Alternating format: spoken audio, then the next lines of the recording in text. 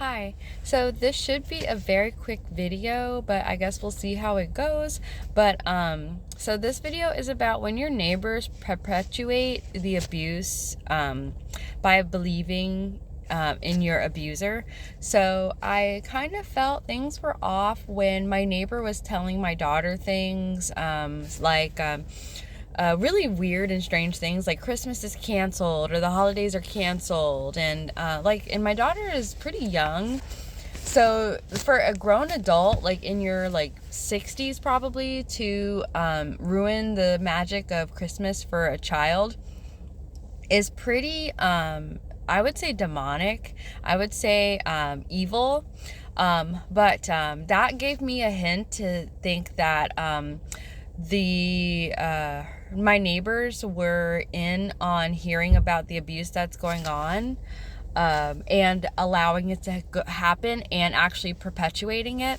So but what really made me see that the abuse was actually happening and my neighbors were contributing to my abuse specifically, not only my daughters but mine as well, is that when I would go outside to make phone calls, I can't make phone calls inside my house. I don't know if I told, I did tell you guys, but if you haven't seen, I'm still living in my abusive home.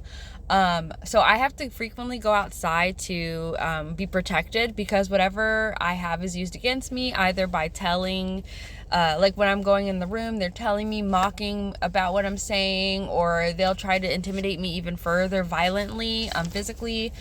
So I actually have to go outside to speak, and we have court cases coming up as well. So legally, it's probably not a good idea for me to be speaking about these things in front of them. But when I go and I call helplines, we have 211 in my area. They probably have 311 or 411 where you guys are.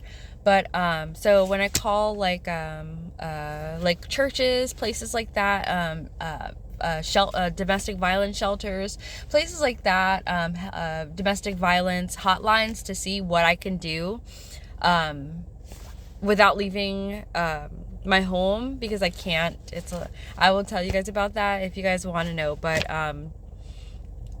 in order to get the help that I need, I go outside on the phone. But I'll go outside and I see a person of the fire department. One of my neighbors with their jacket on. They'll be looking at me, staring at me, watching me like a hawk. And then another neighbor will come out, watch me like a hawk. And so one of the days, it actually came up to 4 different people coming outside, looking at me on the phone while I'm in my car. So and I'm not yelling, screaming. I'm not doing anything to cause attention. I'm just on my phone in my car.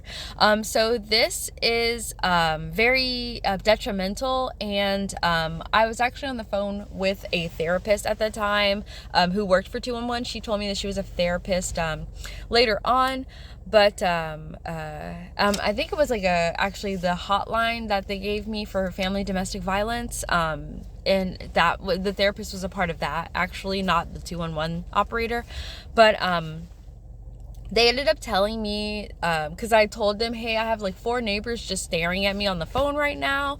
One of them is in the fire department, because they had a fire department jacket on. So what should I do? I was just feeling distraught, because I felt like everybody was against me when I was the one being physically harmed and abused. It's just the lies are being told to these neighbors. And the woman gave me some of the best advice that I take with me to this day about everywhere I go.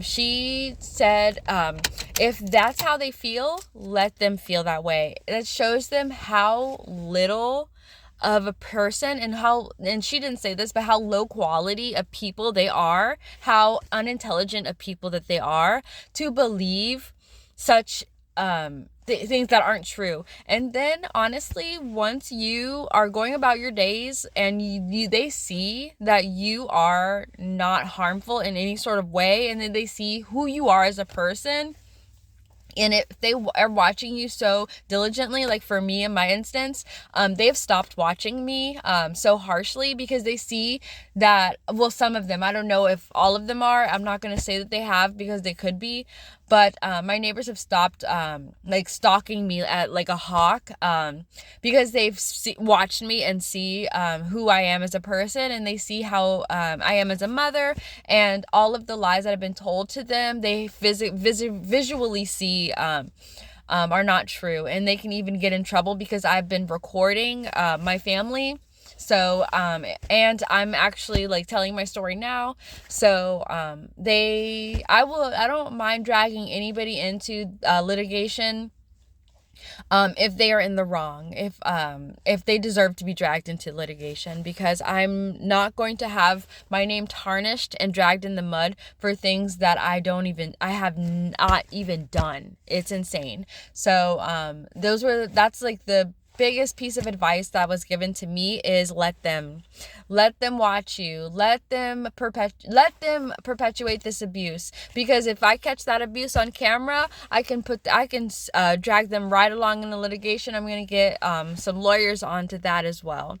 So it just also, like I said, prove them wrong, show them like who you are as a person.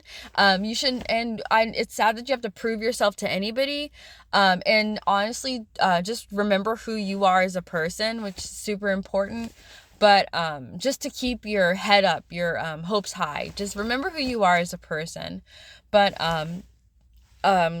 let them watch you, let them be weird and jealous and envious, and let them attack you, let them do everything. Just remember to keep recording and keep your head up, because you obviously do not deserve this. You are a good person, and you're gonna find the people who are there for you. You're gonna have a team behind you. I know in my case, the police were lied to. My family ganged up, and more than 3 people outnumbered the one person. Wait, actually, 4 people outnumbered. Wait a minute. Yeah, 4 people clicked together to tell a lie to the police. So the police, I guess they figured want all these people against this one person. Of course, like they had me as the person that was in the wrong. But when you have, for me, I actually had to get a lawyer to show how insane it was and retaliatory it was, because the reason why I got charges pressed against me was because I filed a peaceful protective order against my sibling, because I was afraid of her harming me again. So they see how abusive of litigation that this is. So this is going to be a easy win for me, and thank the Lord that I do have a great lawyer.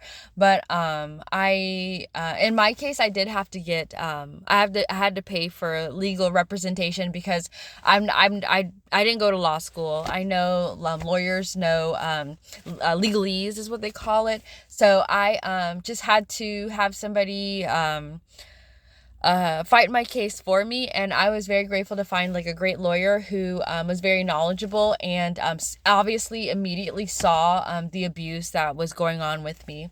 So but I know a lot of people, we don't have that financial help, and we don't have good jobs to allow us to have lawyers. And so the best thing to do is to request representation through the court.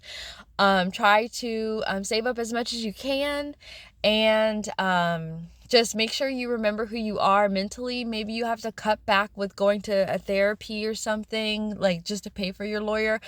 Just keep strong. Remember who you are. Watch some YouTube videos that will help you. Call family, or if you're in a relationship, domestic violence hotlines, romantic violence hotlines, just because a lot of them are therapists, and you could get some advice on how to like stay strong for you. And if you have children, for your children, because they need to see you happy. They need to go through as little as issues as possible.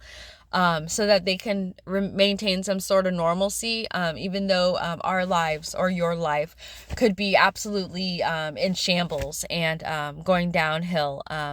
Well, or they're trying to. Because for me personally, I'm not going to let anybody put my life into shambles or make my life go upside down again. I let my mother do that and my family do that for way too long, and I refuse to let them that happen again. And I'm taking my power back. I've been taking my power back, really, and I really hope that you guys do too. Okay, just like I said, it's so important. Remember who you are. Do not let these people steal your light and your soul from you. Okay, but love you guys. Thank you for listening. Like, share, subscribe. I know how it feels to share videos, but if you can, like, give this to somebody who's gonna really like benefit from this, because this is so vital and important. I wish I knew this stuff when I was going through it initially, and I probably wouldn't be in the situation that I'm in now.